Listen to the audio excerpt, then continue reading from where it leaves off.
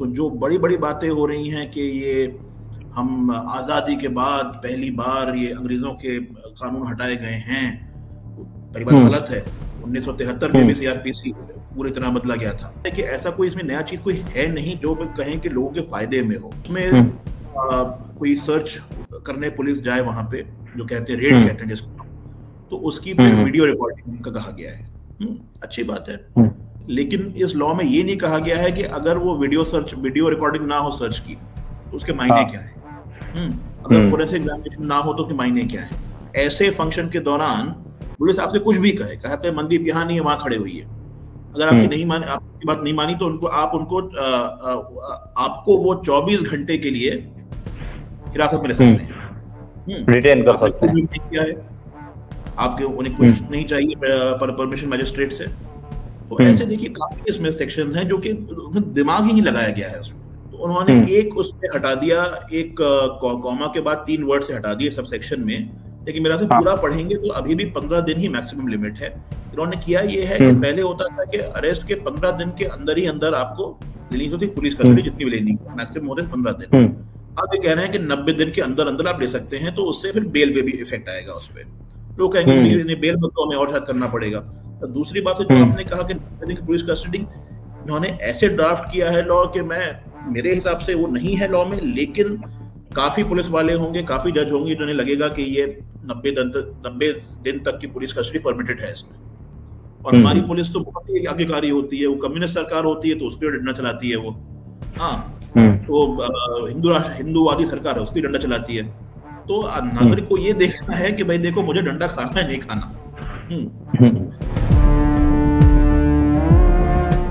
आज हम जो नए आपराधिक कानून लागू हुए हैं उनके ऊपर बात करेंगे। 1 जुलाई से नए आपराधिक कानून लागू हुए हैं। आप पिछले साल की आप सर्दियां याद करिए, जब विपक्ष के 140 सांसदों को सस्पेंड कर रखा था, उसी दौरान भारत की संसद में ने ये कानून पारित किए थे, तीनों कानून। और इन्होंने जो पुराने वाला जो न्याय व्यवस्था थी उसको चेंज किया है। तो एक हिसाब से हम कह सकते हैं कि न्याय पाने की नई व्यवस्था लागू हो चुकी है। और इसके ऊपर बात करने के लिए हमारे साथ मौजूद हैं Sarim Naved, advocate Sarim Naved. Delhi high court और सुप्रीम कोर्ट में लगातार वकील के तौर पर काम करते हैं, वरिष्ठ। एक हिसाब से हम सीनियर एडवोकेट वैसे तो नहीं कहेंगे, डेजिग्नेटेड, लेकिन अपने काम के हिसाब से जरूर सीनियर हो गए हैं। और मेरे खुद के मामले में भी उन्होंने मुझे जमानत दिलवाई थी। इसके अलावा ऐसे बहुत सारे मामले हैं जिनमें सारिम लगातार से किसान, मजदूर या फिर सिविल सोसाइटी से जुड़े मुद्दे हों, माइनॉरिटी से जुड़े मुद्दे हों, क्रिमिनल लॉ के ऊपर अच्छी पकड़ है। तो ये ऐसे बहुत एक लंबी फेहरिस्त है सारिम के बारे में कि जिनमें सारिम लगातार एक हिसाब से एडवोकेसी करते हैं। सारिम, मैं आपसे शुरुआत करना चाहूंगा कि जैसे जो आम नागरिक है जिसको नहीं पता है कि कानूनी दांवपेच नहीं पता, उसको सिर्फ ये सुनने में मिल रहा है कि नए किस्म के कानून लागू हो गए हैं। तो मैं आपसे यही समझना चाहूंगा कि इस जो नए कानून कह रहे हैं, 3 नए आपराधिक कानून लागू हो गए, ये इनमें नया क्या है, पुराना क्या था, पुराने में बदला क्या है? बिल्कुल एक बेसिक सवाल से हम बातचीत को शुरू करेंगे। तो देखिए ज्यादातर चीजें तो नहीं बदली हैं, ज्यादातर चीजें वही हैं जो पहले थी। ये मैंने कई जगह कहा है कि देखिए एक होता है ना कि स्कूल और कॉलेज में बच्चों से कहा जाता है कि कोई प्रोजेक्ट बनाइए, कोई रिपोर्ट बनाइए। वो जाता है, उसे मिल जाता है इंटरनेट पे, कुछ आर्टिकल मिल जाता है उसी मुद्दे पे, तो कहता है मैं पूरा कॉपी करूंगा, पकड़ लिया जाऊंगा। तो थोड़ा बदल देता है, पैराग्राफ 1 को 5 कर देता है, पैराग्राफ 8 को 12 कर देता है, ऊपर नीचे करता है, थोड़ा सेंटेंस आगे पीछे कर लेता है। इन्होंने ये किया है, 90% तो यही किया है। तो जो बड़ी-बड़ी बातें हो रही हैं कि ये हम आज़ादी के बाद पहली बार ये अंग्रेज़ों के कानून हटाए गए हैं, पहली बात गलत है। 1973 में भी सीआरपीसी पूरी तरह बदला गया था। दूसरी बात है कि ऐसा कोई इसमें नया चीज़ कोई है नहीं जो कहें कि लोगों के फ़ायदे में हो। देखिए कुछ चीज़ें इसमें लाए गए हैं वो सुनने में अच्छी लगती हैं, कि कहीं भी कोई जुर्म हो तो उसमें कोई सर्च करने पुलिस जाए वहां पे, जो कहते हैं रेड कहते हैं जिसको, तो उसकी फिर वीडियो रिकॉर्डिंग का कहा गया है। अच्छी बात है। तो पुलिस मनमानी नहीं कर पाएगी। उन्होंने कहा है कि जो आप तहकीकात करने जाएं किसी क्राइम की जो कि एक ओहदे से अबव है, 7 साल से ज्यादा, उससे वो दंडनीय है, तो उसमें आप हर केस में फोरेंसिक एग्जामिनेशन करना होगा। सुनने में अच्छी चीज लगती है, हम फिल्मों में देखते हैं चीज ना, ये कि भाई आती है पुलिस वहां पे, वो अपने जैकेट पहन के आती है और लोग बड़ा अपना बंदूक लेके आते हैं और वो करते हैं, बट ऐसा होता नहीं है रियल लाइफ में। रियल लाइफ में देखिए पुलिस के पास सारा पावर होता है नागरिक के खिलाफ। आप नागरिक, आपने खुद क्रिमिनल आपने केस फेस किए हैं, और अगर मैं कह सकूं कि पूरा बोगस केस था आपके खिलाफ, तो आप तो सिर्फ वो कवर कर रहे थे, आप तो किसान प्रोटेस्ट। इस सब के बीच में आप ये सब चीजें लाए हैं, मैं बड़ा खुश हूं उससे, लेकिन इस लॉ में ये नहीं कहा गया है कि अगर वो वीडियो रिकॉर्डिंग ना हो सर्च की तो उसके मायने क्या है। अगर फोरेंसिक एग्जामिनेशन ना हो तो उसके मायने क्या है। तो उससे होता ये है इससे कि देखिए पुलिस करती है बदमाशी, कहेंगे हम वीडियो रिकॉर्डिंग हमने की थी, वो तो भाई वो करप्ट हो गया वीडियो रिकॉर्डिंग हमारा, जिस फोन से हमने किया था वो तो टूट गया, चोरी हो गया। वो वीडियो रिकॉर्डिंग थी लेकिन अरे गलती से वो तो मेरी पॉकेट में रह गया था, वो तो उसमें वीडियो नहीं है। तो इसको इस्तेमाल किया जाएगा पावरफुल को बचाने के लिए, जब उसके खिलाफ केस होगा तो फिर ये सब हथकंडे आएंगे, और गरीब और डिसएडवांटेज जो तबका है उसको अटैक करने के लिए कहा जाएगा कि देखिए हाँ भाई ये तो हम करना चाह रहे थे, लेकिन वहां पे तो इतने लोग आ गए कि हम कर नहीं पाए, उसका सर फट गया, उसको गोली लग गई, इसका कोई प्रूफ नहीं है। तो मैं कहना ये चाह रहा हूं कि अगर उन्होंने ये सेक्शन लाए थे, अगर ये भी बताना चाहिए था ना कि अगर ये चीज ना हो तो क्या पुलिस वाले के खिलाफ एक्शन होगा, पुलिस वाले ने अगर इसका उल्लंघन किया है तो क्या एक्शन होगा। इस पे ये पूरी तरह शांत है लॉ। अच्छा, ये तो मैंने दो चीजें बताई, उसके आगे आप जरा जाइए तो आप देखिए कि इसमें कहा गया है कि अगर पुलिस वाला कोई जुर्म कर जाए अपनी जो काम कर रहा है उसके उसके उसके दौरान, तो ये भी सैंक्शन का एक प्रोविजन है कि भाई सरकार से पहले सैंक्शन लेते हैं कि भाई इनको प्रोसिक्यूट कीजिए। अब तो आगे बढ़ गए हैं, कह रहे हैं कि सिर्फ उसी अफसर का जो सुपीरियर है सिर्फ वही कंप्लेंट कर सकता है, आप और मैं तो शायद कंप्लेंट भी नहीं कर सकते इस नए कानून के अंदर। एक और इसमें लाए हैं जी जी जी जी, आप प्लीज। हाँ जी, एक और मैं बता दूं जो मुझे काफी डिस्टर्बिंग लगा इसमें, कि देखिए पुलिस एक लॉ एंड ऑर्डर फंक्शन भी करती है। कहते हैं कि भाई देखिए कहीं भीड़ हो रही है, कहीं हो रहा है, ट्रैफिक भी करने के लिए, कल जो हाथरस में हादसा हुआ जैसे वो है। अब इसमें ले आए हैं सेक्शन 172(2) जिसमें कह रहे हैं कि भाई ऐसे फंक्शन के दौरान पुलिस आपसे कुछ भी कहते हैं मनदीप यहाँ नहीं है वहां खड़े हुई है, अगर आपकी बात नहीं मानी तो आपको वो 24 घंटे के लिए हिरासत में ले सकते हैं, रिटेन कर सकते हैं। किया है आपके, उन्हें कुछ नहीं चाहिए परमिशन मैजिस्ट्रेट से। तो ऐसे देखिए काफी इसमें सेक्शंस हैं जो कि दिमाग ही नहीं लगाया गया है, उसमें अधूरे लग रहे हैं मुझे ये। तो इसमें अगर हम थोड़ा पॉइंट के हिसाब से बात करें, जैसे मीडिया में भी हम लोग जो खबरें लिख रहे हैं, जो छाप रहे हैं, तो उसमें हम कह रहे हैं कि जो भारतीय दंड संहिता थी आईपीसी उस 1860, उसकी जगह पे अब भारतीय न्याय संहिता BNS 2023 हो गया है। तो इसमें आईपीसी में जो बदलाव है, इसमें क्या बदलाव है, एक बार थोड़ा आप बताएं तो। आईपीसी में देखिए बदलाव इतने कोई खास फिर नहीं है, वो उन्होंने कहीं पे उन्होंने कुछ सेक्शन में कोई सजा बदल दी है, कहीं पे जैसे महिलाओं वाले पे उन्होंने किया है। हमने वो तो पहले भी देखिए सजा तो उसमें मैक्सिमम ही थी, उसमें मतलब लाइफ इम्प्रिजनमेंट तक थी। तो उसमें देखिए ज्यादा जो परेशानी की बात है, एक तो है न्याय संहिता की नहीं, वो तो फिर भाई नागरिक सुरक्षा संहिता की बात आती है, बेल वगैरह की, उस पर बाद में बात करेंगे। लेकिन न्याय संहिता में एक अच्छी चीज लाए हैं कि ये लाए हैं, इसमें मनी लॉन्ड्रिंग का भी कहीं जिक्र आ गया है, कहीं पर टेररिज्म का जिक्र आ गया है। टेररिज्म कवर होता है यूएपीए लॉ के अंदर, मनी लॉन्ड्रिंग कवर होता है prevention of money laundering act के अंदर। तो भाई इसका मतलब क्या है, इसका पुलिस डिसाइड करेगी कि मैं इस कानून में तुम्हें करूंगा मैं सजा, या उस कानून में करूंगा सजा, क्योंकि उसके अलग एजेंसी है। यूएपी के लिए NIA है, PMLA के लिए ED है। तो ये जो अगेन वो कंफ्यूजन लाए हैं इसमें जी। कंफ्यूजन है। अच्छा, इसमें अगर हम नागरिक सुरक्षा की तरफ बढ़े तो इसमें ये कह रहे हैं कि हम BNS 2023 लेके आए, पहले जो CRPC थी उसके अगेंस्ट। तो और इसमें एक बात मैं जो आपसे पूछना चाह रहा हूँ, जैसे कस्टडी की पुलिस कस्टडी को खूब बात हो रही है, कह रहे हैं कि 60 से 90 दिन तक पुलिस कस्टडी में आपको रखा जा सकता है। पहले तो ये बहुत कम था, शायद 15 दिन था। तो ये जो 15 दिन से सीधा 60 या 90 दिन की पुलिस कस्टडी, इसको आप कैसे देखते हैं नागरिक सुरक्षा के लिहाज से भी? तो देखिए, ये तो बहुत ही चिंताजनक बात है। लेकिन मैं एक बात कहूंगा कि मेरे हिसाब से इन्होंने अभी 90 दिन पुलिस कस्टडी नहीं की है, लेकिन इन्होंने कानून बनाया है उसको वैसे पढ़ा जा सकता है। मेरे हिसाब से जो संवैधानिक हमारा क्या सिस्टम है उसके हिसाब से ये 90 दिन पॉसिबली नहीं है। इन्होंने देखिए, जैसे मैं कह रहा हूं कि बेदिली से जो हम कहते हैं अंग्रेजी में केयरलेसली बनाया गया है ये कानून। तो उन्होंने एक उसमें हटा दिया, एक कॉमा के बाद 3 वर्ड से हटा दिए सब सेक्शन में, लेकिन मेरा से पूरा पढ़ेंगे तो अभी भी 15 दिन ही मैक्सिमम लिमिट है। इन्होंने किया ये है कि पहले होता था कि अरेस्ट के 15 दिन के अंदर ही अंदर आपको लेनी होती पुलिस कस्टडी, जितनी भी लेनी है, मैक्सिमम होते 15 दिन। अब ये कह रहे हैं कि 90 दिन के अंदर अंदर आप ले सकते हैं, तो उससे फिर बेल पे भी इफेक्ट आएगा उस पर। लोग कहेंगे बेल मत तो हमें और शायद करना पड़ेगा।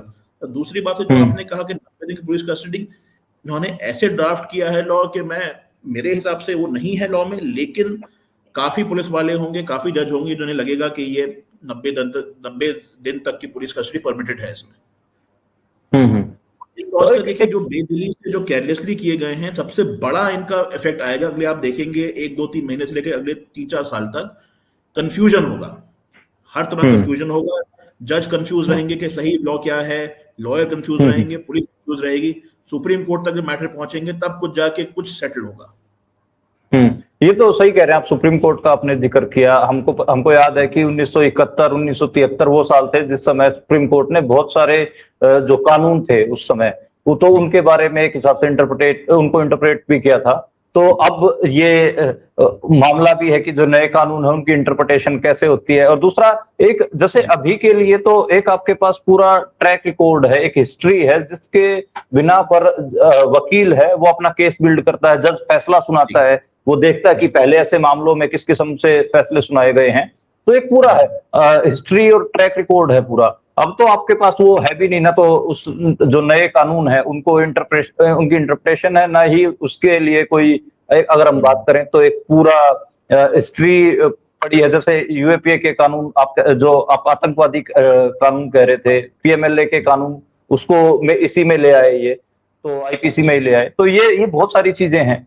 तो इसको आप कैसे देखते हैं कि एक आपके पास मतलब हिस्टोरिकल एक पूरा जो एक होता है खाका, जिससे आप देख के आप जिरह भी करते हैं और फैसला भी सुनाया जाता है, उसको आप कैसे देखते हैं? देखिए, मेरे हिसाब से तो ये या तो बिल्कुल ही जैसे मैंने कहा बेदली से बनाया गया लॉ है, या फिर बहुत ही सोच समझ के बनाया गया लॉ है ये। क्योंकि ये जिन्हें हम मानते हैं कि डेवलप्ड कंट्रीज हैं, जिनके मानते हैं कि बड़े अच्छे सिस्टम है, जिन्हें कहीं ना कहीं हम चाहते हैं कि उसी तरह हम बन जाएं, अमेरिका हो, कनाडा हो, इंग्लैंड हो, यूरोप हो, उसमें एक सैकड़ों सालों की कंटिन्यूटी है लॉ की। जैसा आपने कहा कि अहमियत क्या है, जो अब तक लॉ डेवलप हुआ है वो 100-150 साल का है। उसमें जो प्रिंसिपल्स हैं और जो प्रिंसिपल्स हमने अडॉप्ट किए हैं वो इंटरनेशनल प्रिंसिपल्स भी हैं, जो हम कहते हैं इंग्लिश कॉमन लॉ प्रिंसिपल्स, जो कहीं ना कहीं आधी दुनिया उसको फॉलो करती है। उसके कुछ उसके अंडरलाइंग प्रिंसिपल्स होते हैं, प्रिजम्पशन ऑफ इनोसेंस, मतलब जिसको भी गिरफ्तार किया जाए उसको माना जाए कि निर्दोष है जब तक कि वो दोषी साबित ना हो जाए, कि उसको बेल दी जाए, उसको बिना वजह ना रखा जाए। अब ये सब आप जो बेल पे आपने एक ले आए हैं कि आपके अगर डिफॉल्ट बेल में भी अगर आपके पास ज्यादा कोई और ऑफेंस में अगर आपका वो है इन्वॉल्वमेंट, तो डिफॉल्ट बेल नहीं मिलेगी। छोटी छोटी चीजें हैं, मैं टेक्निकल नहीं होना चाहता, लेकिन देखिए जो कॉन्फिडेंस होता है लॉयर और जज में, देखिए जिसका भी क्रिमिनल केस छोटा बड़ा नहीं होता, किसी ना किसी की लिबर्टी का सवाल है, किसी की जिंदगी का सवाल है, और बेचारे विक्टिम की जिंदगी का सवाल है। जी। इसमें अगर वकील और जज एक दूसरे को देख रहे हैं खड़े होके कि हमें पता नहीं क्या है ये, क्या लिखा है, जज साहब आज तो आप ये कर देंगे, लेकिन कल केरला हाईकोर्ट ने कहा है कि इसका मतलब ये होता है, बंबई हाईकोर्ट ने कहा है कि इसका मतलब ये होता है। जैसे आपको एग्जांपल लिख दूं, सबसे पहला इशू क्या आएगा, उस पर कल एक जजमेंट भी आया है पंजाब हाईकोर्ट का कि 1 जुलाई को तो आपने लॉ ले आए आपने ये, लेकिन मानिए आपका एक केस चल रहा है आपका 2020 से, तो इसमें कौन से कोई प्रोविजन अप्लाई होंगे, इसके हिसाब से है कि कोई अप्लाई नहीं होंगे, चलिए कोई बात नहीं। लेकिन कहीं ना कहीं तो जाके लोग कहेंगे कि देखिए ये तो मेरे लिए फायदेमंद है नया लॉ, या सरकार कहेगी कि हमारे लिए फायदेमंद है तो इसको ही अप्लाई कीजिए। तो ऐसा कट ऑफ लॉ में चलता नहीं है, तो कोर्ट को भी सोचना पड़ता है कि भाई अगर लॉ आ गया है उसमें फायदेमंद है किसी के लिए तो उसको अप्लाई क्यों ना करें हम। दूसरा है, आपके साथ कुछ हुआ है, अगर आपके साथ 2022 में कुछ हुआ है, कोई चीटिंग हुई है, कुछ हुआ है, लोग ये नहीं है कि फौरन कर देते हैं पुलिस कंप्लेंट। हमारे लॉ में तो जो जुर्म होते हैं, जो 3 साल से ज्यादा सजा वाले होते हैं, उनके लिए तो कोई लिमिटेशन नहीं होता है, उनके आप 10 साल बाद भी केस कर लीजिए, 15 साल बाद भी केस कर लीजिए। तो उसका 2022 का देखिए होता है ना, जैसे बिल्डर ने आपका पैसा मार लिया, आप तब नहीं करेंगे, आपको लगेगा कि बिल्कुल मुझे ठग गया ऐसे मुझे, तो 2024 में केस करेंगे, उसके बाद जुलाई के बाद तो किस में केस चलेगा? वो सीआरपीसी में चलेगा, वो आईपीसी में चलेगा, या भारतीय न्याय संहिता में चलेगा केस? ये तो सबसे बड़ा कंफ्यूजन आने वाला है अभी। किस स्टेज पे बीएनएस टेक ओवर कर लेगा, बीएनएसएस टेक ओवर कर लेगा, किस स्टेज पे आईपीसी सीआरपीसी चलेगा, ये तो बहुत बड़ा झगड़ा होने वाला है। और एक बार शुरू हो गया फिर तो उसका देखिए word by word, sentence by sentence लड़ा जाएगा उस पे। तो आप मान रहे हैं कि अदालतों में केओस खड़ा होने वाला है? केओस खड़ा होने वाला है? अभी केओस, अब ये अनइंटेंशनल है, इंटेंशनल है, उस पे आप खुद सोचिए। अच्छा, खड़ा होने आपको लगता है कि लेकिन खड़ा होने वाला है? 100%।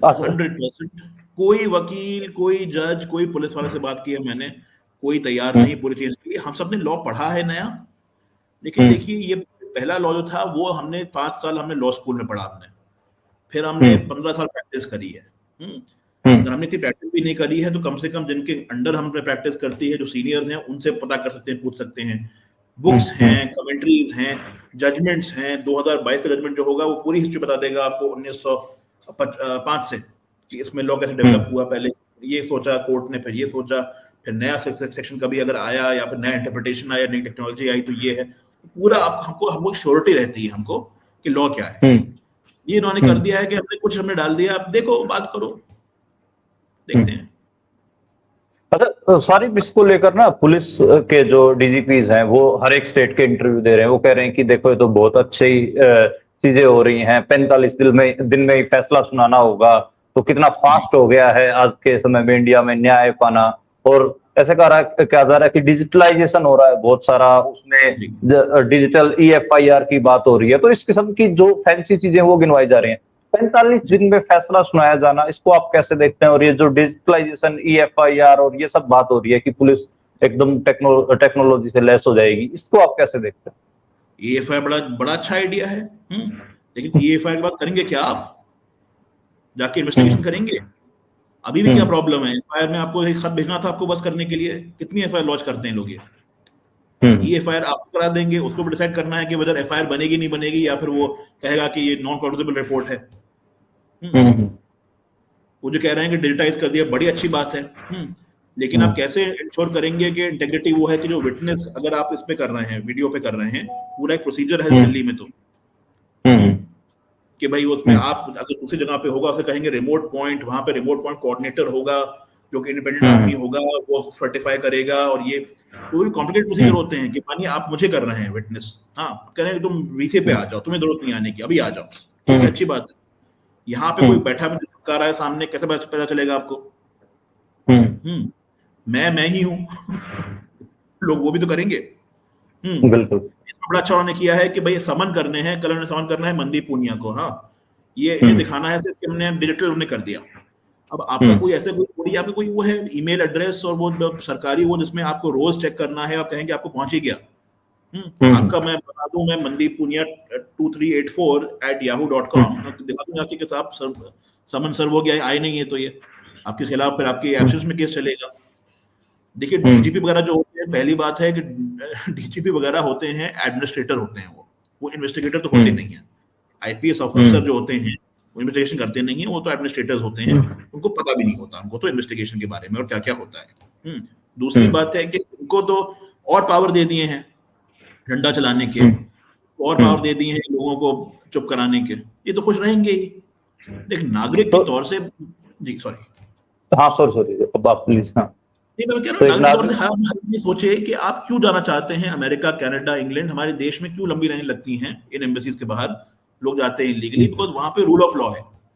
आपको पता है मैं वहां पहुंच जाऊंगा, अगर मैं इलीगली भी पहुंचा तो भी एक कानूनी प्रतिक्रिया होगी, मुझे इज्जत से और सही तरीके से मुझसे डील किया जाएगा। जो आप वहां चाहते हैं यहाँ क्यों नहीं चाहते, यहाँ पे अपना बर्बाद कर रहे हैं कानूनी प्रतिक्रिया। तो आपको लगता है कि सारे ये जो नए कानून आए इससे कहीं ना कहीं पुलिस स्टेट पुलिस जैसा कुछ क्रिएट हो जाएगा, कि पुलिस एक मोर पावरफुल तरीके से एक हिसाब से नागरिकों के ऊपर असर्ट करेगी अपनी पावर्स को? बिल्कुल करेगी। देखिए वो करती आप ही रही है। हमारा एक बहुत बड़ा हमारी कमी रही है यहाँ पे जो हम डील करते हैं पुलिस अकाउंटेबिलिटी से, कि हमेशा हम डील करते हैं police accountability at the top से, कि डीजीपी का अपॉइंटमेंट कैसे होगा, उसका टेन्योर कितना होगा, कहाँ से आएगा।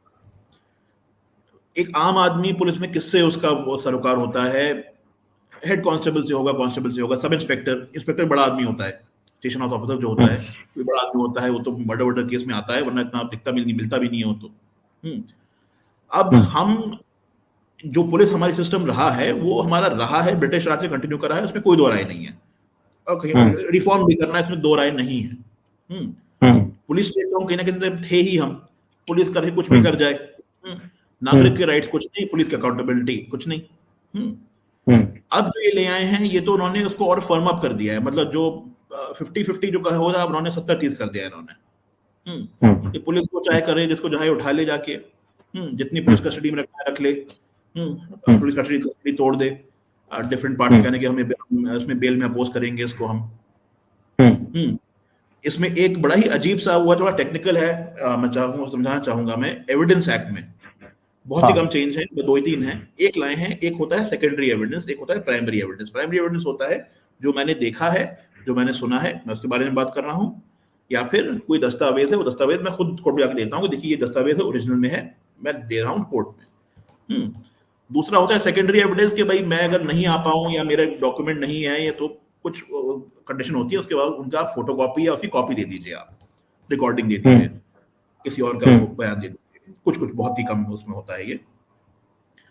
तो उसमें ये ले आए हैं सेकेंडरी एविडेंस में, कि अगर कोई डॉक्यूमेंट है जिसे प्रोसिक्यूशन या कोर्ट की ओपिनियन में कि उसको बहुत बड़ा डॉक्यूमेंट है, उसके बहुत सारे उसके एनेक्शर्स हैं, बहुत उसकी बड़ी हिस्ट्री है, तो आप सिर्फ वो डॉक्यूमेंट ले आइए और ऐसे कोई एक्सपर्ट ले आइए जो डॉक्यूमेंट पढ़ के बता दे कि उन सब चीजों में क्या था। आप समझ रहे, सारा शॉर्ट सर्किट कर दिया उन्होंने, गवाही सारी उन्होंने। किसी ले आएंगे, अफसर को ले आएंगे, पुलिस अफसर को, ये हाँ भाई पुरानी चार्जशीट है किसी के खिलाफ, उसका मतलब ये होता है सर। और उसमें क्या चेहरे करेंगे आप, क्या फैक्ट्स निकालेंगे?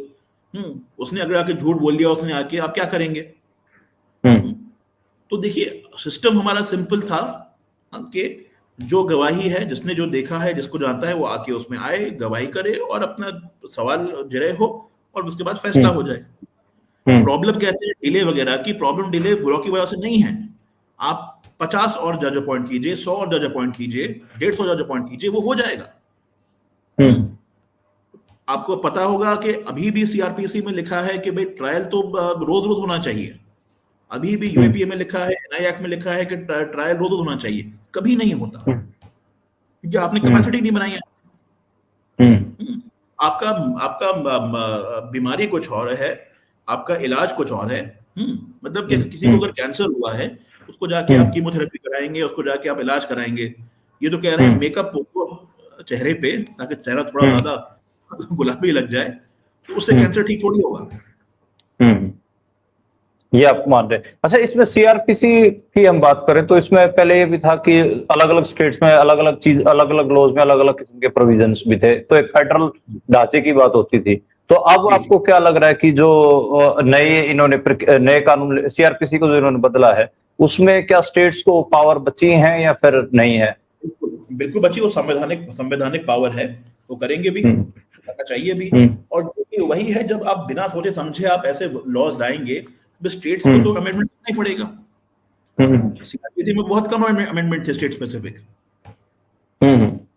तो सोच समझ के देखिए, सालों साल बात करके, सब एक्सपर्ट को लेके, यहाँ पे इन्होंने एक वकील को बिठा दिया, महेश जेठलानी को, एक रिटायर्ड जज हैं और कोई 2-3 प्रोफेसर हैं, उनको बिठा दिया, बना दिया। हमने कहा हमने कंसल्टेशन, ना किसी बार एसोसिएशंस में सर्कुलेट हुआ, मैं तो वकील हूँ, हमारे पास तो बार एसोसिएशन 10 और बार काउंसिल के 10 आते हैं मैसेज रोज। हमने कभी देखा नहीं कि बीएनएस का वो है। देखिए सिस्टमैटिक कंसल्टेशन होते हैं, ऑपोजिशन से बात की जाती है, इतने तो 10 15 20 बड़े वकील तो बैठे हुए हैं पार्लियामेंट में, उनसे सोचिए समझिए कि भाई क्या वजह है कि ये जो, देखिए बड़ा आसान लगता है ना कि सब वीडियो डिजिटाइज कर दिए, बिल्कुल कर दीजिए सर, बिल्कुल कर दीजिए, लेकिन उसका फायदा क्या है? अगर जो गवाह आना है, अगर वो कंप्यूटर के उस तरफ बैठा कोई आदमी उसको अगर अगर धमका सकता है, कोर्ट में इसलिए बुलाते हैं ना, यहाँ पे तुम सेफ हो, यहाँ तुम सुरक्षित हो। यहाँ पे एक और चीज लाए हैं, कह रहे हैं कि विटनेस प्रोटेक्शन स्कीम आनी चाहिए, मतलब गवाहों को सुरक्षा की। बहुत अच्छी बात है, लेकिन उसमें क्या लिखा है? उसने कहा है कि हर स्टेट अपनी बना ले। एक लाइन है, हर स्टेट अपनी बना ले। अरे भाई, अगर तुम लॉ बना रहे थे, इतना तुम जो कह रहे हैं डीकोलोनियलाइज कर रहे थे, उसको आजादी के बाद तुम पहली बार तुम वो कर रहे थे, आजादी ला रहे थे, तो इतना तो लिख देते कि विटनेस प्रोटेक्शन स्कीम में क्या है, कुछ बजट देते, उसका कुछ तरीका देते। अगर इतना आपको डीकोलोनियलाइज करना था तो आप इतना कहते ना कि देखिए सिक्योरिटी इंपॉर्टेंट है, पब्लिक ऑर्डर इंपॉर्टेंट है, बिल्कुल मानता हूं मैं। पुलिस के पास पावर होनी चाहिए, सर्च सीजर बिल्कुल मानता हूँ, किसी को दिक्कत नहीं है। हाँ, मुझे अरेस्ट करे, मैंने कुछ गलत किया है, मैंने कुछ, लेकिन अगर गलत किया है पुलिस ने तो उसके ऊपर भी कुछ अकाउंटेबिलिटी होनी चाहिए।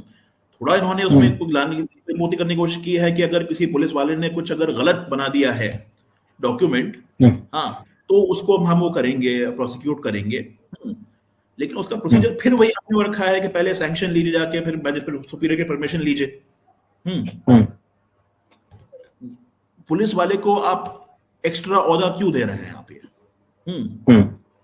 आज 70-75 साल की इस देश की हिस्ट्री में, मैं माफी चाहता हूं पुलिस वालों से, लेकिन ऐसा तो कोई एक्सपीरियंस नहीं लगा किसी को यहाँ पे कि भाई पुलिस जो है वो ऐसी संस्था है कि उसके बारे में तो हम कुछ नहीं कह सकते कि वो तो जो करता है सही करता है।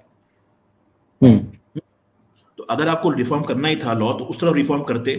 देखिए हमारे पास, हमारे मुल्क में laws have always been the best, सबसे अच्छे हमारे कानून होते हैं। फिरंगी आते हैं, हमारे कानून तुम्हारे इतने अच्छे हैं तुम्हारे, हमारे यहाँ, लेकिन वो लागू नहीं होते। लागू कराओ, पुलिस पे भी अकाउंटेबिलिटी करो, मैंने गलत किया है तो मुझे भी सजा दो, पुलिस वाले ने गलत किया उसको भी सजा दो, ये होता है रूल ऑफ लॉ। तो सारी एक, मैं अगर आखिरी सवाल पूछूं तो बहुत सारे जो सिविल सोसाइटी मेंबर्स हैं और बहुत सारे अपोजिशन पार्टियां हैं, वो सब इसको लेकर क्रिटिकल हैं। इवन बहुत अलग अलग किस्म के कमेंट आ रहे हैं। कोई लोग बोल रहे हैं कि ये तो कॉन्स्टिट्यूशन का ही मजाक है, और सिविल सोसाइटी मेंबर्स की बात करें, तिस्ता सीतलवाड़ का कमेंट आया कि उन्होंने कहा ये तो हिंदू राष्ट्र की तरफ एक बढ़ता हुआ कदम है। कोई कह रहा है कि ये तो बिल्कुल पुलिस स्टेट बनाने जैसी बात है।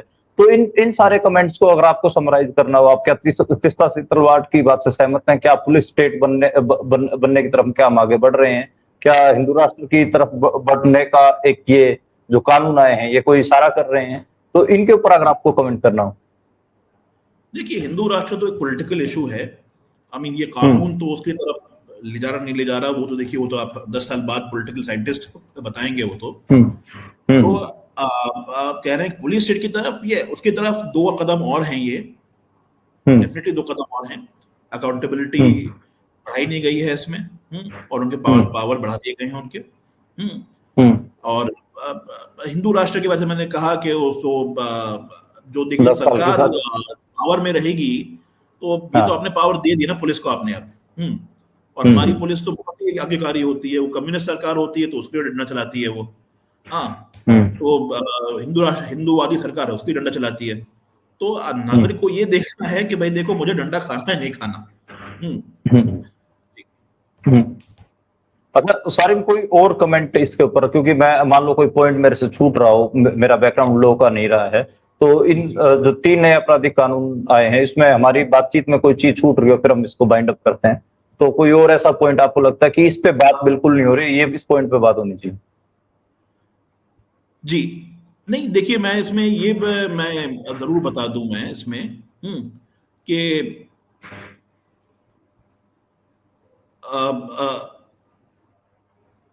जो प्रोसीजर जो है नॉर्मल प्रोसीजर जैसे कहते थे हम केस का, तो उसमें छोटे छोटे चेंज आए गए हैं। अब ये उन्होंने कर ये दिया है कि देखिए पहले माना जाता था कि देखिए आप अक्यूज्ड अगर हैं तो आपके पास पावर नहीं होता ना, आपके पास होता है एक वकील होता है जो कि कोर्ट में जाके कुछ कर सकता है। अभी इन्होंने कुछ चीजें कर दी इन्होंने, जैसे कि एक फ्रेमिंग ऑफ चार्ज स्टेज होता है ट्रायल में, उसमें वो केस की शुरुआत होती है, तो चार्ज फ्रेम के बाद ट्रायल शुरू होता है, उसने वो सब ऑन किया हो, ऐसे एग्जाम्पल होंगे, उनको भूलिए। जो हजारों लाखों करोड़ों केस जो हैं गरीब आदमी के होते हैं, आपको पता है, कोर्ट जाके देख लीजिए आप, वहां पे कोई लखपति करोड़पति खड़े होते हैं। उसके लिए जो आपने किया था, अपने जो प्रोटेक्शन जो थे, जो उसका डिफेंस काउंसिल होता है, डिफेंस काउंसिल हमारे पास क्या होता है, काला कोर्ट होता है हमारे पास। एक मेरे पास ना डंडा है, मेरे पास ना कोई पावर है जाके मैं इन्वेस्टिगेशन करूं, मैं तो बस कोर्ट में दलील करता हूं कि भाई यहाँ से ये इन्फॉर्मेशन मंगवा लीजिए, यहाँ से वो इन्फॉर्मेशन मंगवा लीजिए। तो आपने उसको ही आपने इतना इम्बैलेंस कर दिया है आपने, ये पुलिस का पलड़ा आपने और भारी कर दिया है कोर्ट में। तो इतना ही मैं कहूंगा कि जी। तो ये सारिम नावेद से हमारी बातचीत थी, और इस बातचीत को हम आगे भी कोशिश करेंगे कि कुछ महीनों बाद एक बार फिर से बात करें, क्योंकि उस समय तक हमें इन सारे कानूनों के बारे में बहुत सारी चीजें और भी समझ में आ जाएंगी। बहरहाल हम तो यही कह सकते हैं कि 1 जुलाई की रात 12 बजे से ही ये कानून लागू हो चुके हैं, और देश के 650 जिला न्यायालयों और करीब 16,000 पुलिस थानों में अब ये इन नए कानूनों का राज है, और इन नए कानूनों के हिसाब से ही आपको न्याय मिलेगा या आपके साथ आपके मामले दर्ज किए जाएंगे। तो शुक्रिया सारिम, और दोबारा हमारी मुलाकात होगी इसी टॉपिक पर एक बार ज्यादा क्लैरिटी के साथ। जी शुक्रिया, थैंक यू सर।